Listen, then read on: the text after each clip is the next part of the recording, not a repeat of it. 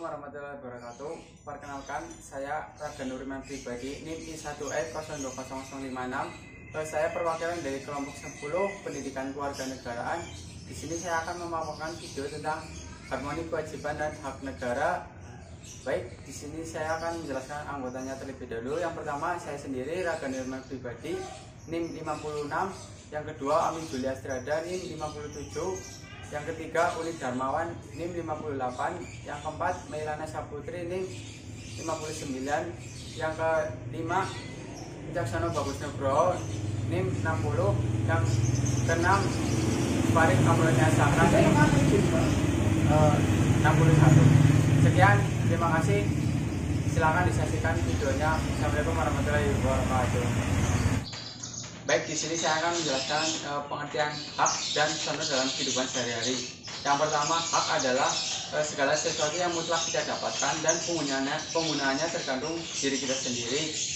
Kemudian contoh dalam kehidupan sehari-hari yaitu yang pertama, setiap warga negara berhak memilih, memeluk dan menjalankan agama sesuai dengan kepercayaannya masing-masing. Yang kedua, setiap warga negara mendapat perlindungan hukum. Yang ketiga, setiap warga negara berhak mendapatkan pengajaran dan pendidikan. Yang keempat, setiap warga negara mendapatkan kedudukan yang sama di mata hukum di dalam pemerintahan. Selanjutnya yaitu saya akan menjelaskan mengenai pengertian kewajiban. Kewajiban adalah sesuatu yang harus dilakukan dengan penuh rasa tanggung jawab. Sebagai seorang pelajar, saya mempunyai suatu kewajiban atau tanggung jawab yang dimana kewajiban tersebut tidak boleh ditinggalkan dan harus dilaksanakan.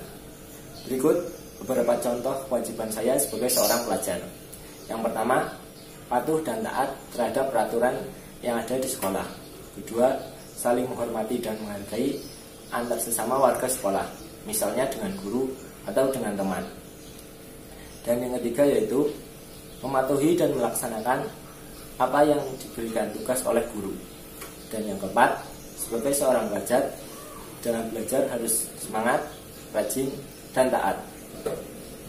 Kemudian, hak dan kewajiban warga negara menurut Undang-Undang Dasar 1945. Menurut Undang-Undang Dasar 1945, terdapat hak dan kewajiban kita sebagai warga negara. Hak dan kewajiban tersebut meliputi beberapa bidang, dan hal tersebut harus kita penuhi. Maka, beberapa bidang tersebut yaitu 1. Hak dan kewajiban dalam bidang politik. 2. Hak dan kewajiban dalam bidang sosial budaya. 3. Hak dan kewajiban dalam bidang pertahanan dan keamanan. Dan yang keempat, hak dan kewajiban dalam bidang ekonomi. A. Konsep dan urgensi harmoni kewajiban dan hak negara dan warga negara. Apa sebenarnya yang dimaksud dengan hak dan kewajiban itu, dan bagaimanakah hubungan keduanya? Hak adalah kuasa untuk menerima atau melakukan sesuatu yang semestinya diterima atau dilakukan oleh pihak tertentu dan tidak dapat oleh pihak lain maupun juga yang pada prinsipnya dapat dituntut secara paksa. Wajib adalah beban untuk memberikan sesuatu yang semestinya dibiarkan atau diberikan oleh pihak tertentu, tidak dapat oleh pihak lain manapun, yang pada prinsipnya dapat dituntut secara paksa oleh yang berkepentingan. Hak dan kewajiban warga negara dan Negara Kesatuan Republik Indonesia diatur dalam Undang-Undang Negara Republik Indonesia yang dimulai dari pasal 27 sampai pasal 34 yang isinya tentang hak asasi manusia dan kewajiban dasar manusia. B. Perlunya harmoni kewajiban dan hak negara dan warga negara Indonesia. Hak dan kewajiban warga negara dan hak asasi manusia dewasa ini menjadi amat penting untuk dikaji mendalam mengingat negara kita sedang menumbuhkan kehidupan demokrasi. Di lain pihak, hanya dalam suatu negara yang menjalankan sistem pemerintahan demokrasi, hak asasi manusia maupun hak kewajiban warga negara dapat terjamin. Pengaturan demikian itu akan menjadi acuan bagi penyelenggaraan negara agar terhindar dari tindakan sewenang-wenang ketika mengoptimalkan tugas kenegaraan. Sedangkan bagi masyarakat atau warga negara, hal itu merupakan pegangan atau pedoman dalam mengaktualisasikan hak-haknya dengan penuh rasa tanggung jawab. Hak dan kewajiban merupakan suatu yang tidak dapat dipisahkan.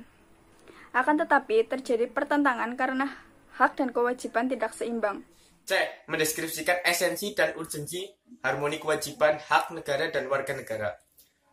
Undang-Undang Dasar NRI tahun 1945 tidak hanya membuat aturan dasar ihwal kewajiban dan hak negara, melainkan juga kewajiban dan hak warga negara.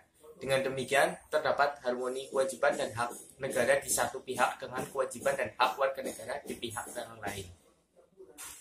Esensi dan urgensi harmoni kewajiban dan hak negara dan warga negara dapat dipahami dengan menggunakan pendekatan kebutuhan warga negara yang meliputi 1. Agama. Bangsa Indonesia dikenal sebagai bangsa yang religius. Karena itu dalam pengembangannya, bangsa kita mudah menerima penyebaran agama-agama besar itu. Undang-Undang Dasar merupakan hukum yang mewujudkan cita-cita bersama setiap rakyat Indonesia. 2. Pendidikan dan kebudayaan. Pendidikan dan kebudayaan merupakan dua istilah yang satu sama lain berkorelasi sangat erat. Pendidikan adalah salah satu bentuk upaya pembudayaan. Tujuan pendidikan terdapat pada pasal 31 ayat 3, menyelenggarakan suatu sistem pendidikan nasional yang meningkatkan keimanan dan ketakwaan serta akhlak mulia dalam rangka mencerdaskan kehidupan bangsa yang diatur dalam undang-undang. Perekonomian nasional dan kesejahteraan rakyat. Sesuai semangat pasal 33 ayat UUD Negara Republik Indonesia tahun 1945, asas perekonomian nasional adalah kekeluargaan. Asas kekeluargaan dapat diartikan sebagai kerjasama yang dilakukan lebih dari seorang dalam menyelesaikan pekerjaan, baik untuk kepentingan pribadi maupun kepentingan umum.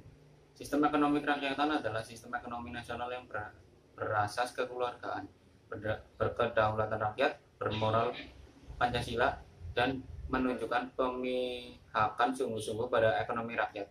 Sistem ekonomi kerakyatan adalah sistem ekonomi yang bertumbuh pada kekuatan mayoritas rakyat. Pertahanan dan keamanan. Berdasarkan aturan dasar ihwal pertahanan dan keamanan negara pasal 30 ayat 2 UUD Negara Republik Indonesia tahun 1945 bahwa usaha pertahanan dan keamanan negara dilaksanakan melalui sistem pertahanan dan keamanan rakyat semesta oleh Tentara Nasional Indonesia dan Kepolisian Negara Republik Indonesia sebagai komponen utama dan rakyat sebagai kekuatan pendukung. Dengan demikian, tampak bahwa komponen utama dalam Siskanmarta adalah TNI dan Polri. Mengenai adanya ketentuan dalam pasal 30 ayat 5 UUD Negara Republik Indonesia 1945 yang menyatakan bahwa kedudukan dan susunan TNI dan Polri lebih lanjut diatur dengan undang-undang merupakan dasar hukum bagi DPR dan Presiden untuk membentuk undang-undang. Keamanan nasional suatu negara salah satu evolusi di era modern saat ini adalah di mana skala ancaman tidak hanya ditargetkan pada sistem semata, namun dapat menargetkan infrastruktur kritis suatu negara. Oleh sebab itu, untuk menanggapi ancaman, maka suatu negara membutuhkan pengolahan keamanan melalui regulasi kebijakan di bidang pertahanan dan keamanan nasional.